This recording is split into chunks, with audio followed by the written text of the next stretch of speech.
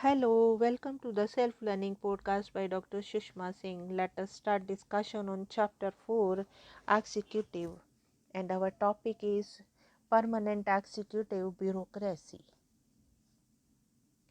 Who implements the decision of the ministers?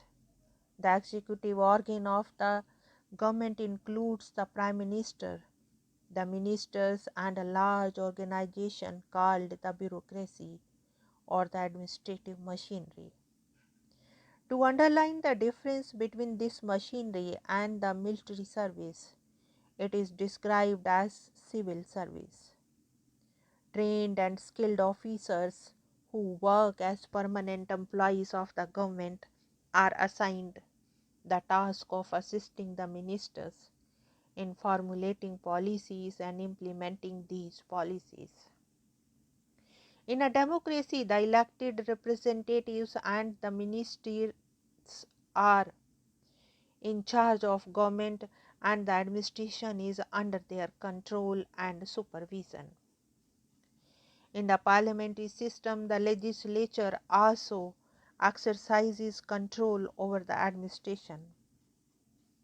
The administrative officers cannot act in violation of the policies adopted by the legislature.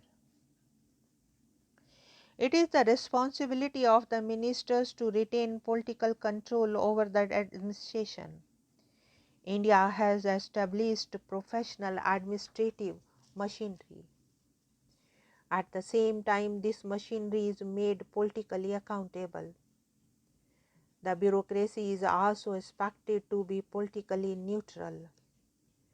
This means that the bureaucracy will not take any political position on policy matters.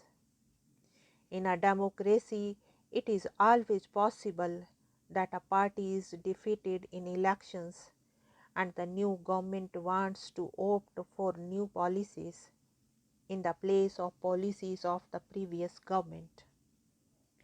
In such a situation, it is the responsibility of the administrative machinery to faithfully and efficiently participate in drafting the policy and in its implementation. The Indian bureaucracy today is an enormously complex system. It consists of all India services, state services, employees of the local governments, and technical and managerial staff running public sector undertakings. Makers of our constitution were aware of the importance of the non-partisan and professional bureaucracy.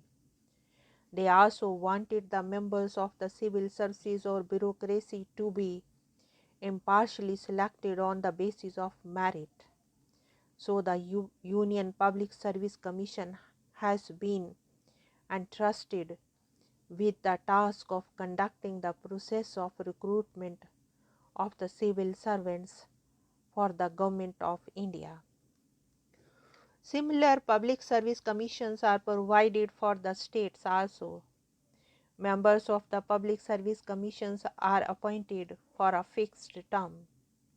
Their removal or suspension is subject to a thorough inquiry made by a judge of the Supreme Court. While efficiency and merit are the norms for recruitment, the Constitution also ensures that all sections of society, including the weaker sections, have an opportunity to be part of public bureaucracy. For this purpose, the Constitution has provided for reservation of jobs for the Dalit and Adivasis. Subsequently, reservations have also been provided for women and other backward classes. These provisions ensure that the bureaucracy would be more representative and social inequalities will not come in the way of recruitment to the civil service. Persons selected by the UPSC for Indian Administrative Service and Indian Police Service constitute the backbone of the higher level bureaucracy in the states. You may know that the collector of a district is the most important officer of the government at the district level. Do you know that the collector is normally an IAS officer and that the officer is governed by the service conditions laid down by the central government?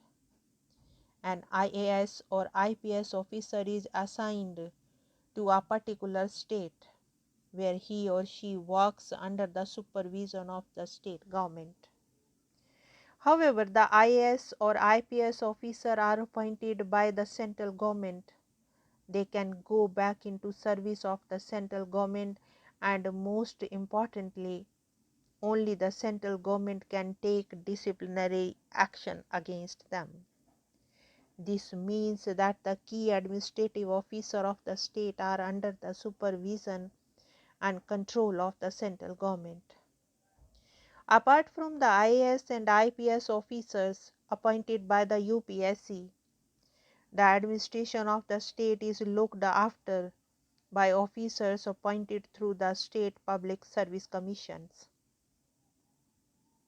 As we shall study later in the chapter on federalism, this feature of bureaucracy strengthens the control of central government over the administration of the states.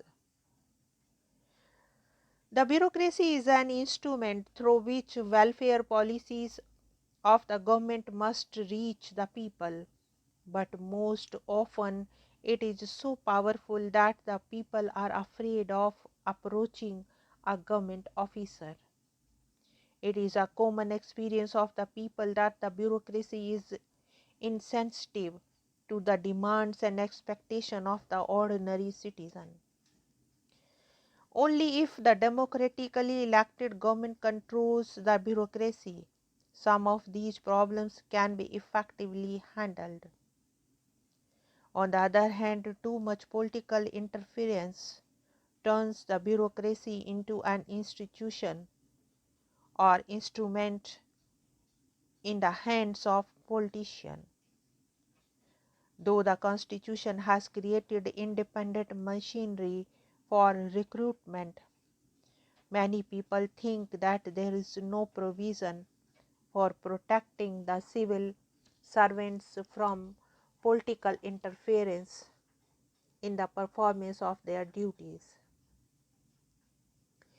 It is also felt that enough provisions are not there to ensure the accountability of the bureaucracy to the citizen. There is an expectation that the measures like the right to information may make the bureaucracy a little more responsive and accountable. Now let us conclude the chapter. The modern executive is a very powerful institution of the government. The executive enjoys greater powers compared to the other organs of the government.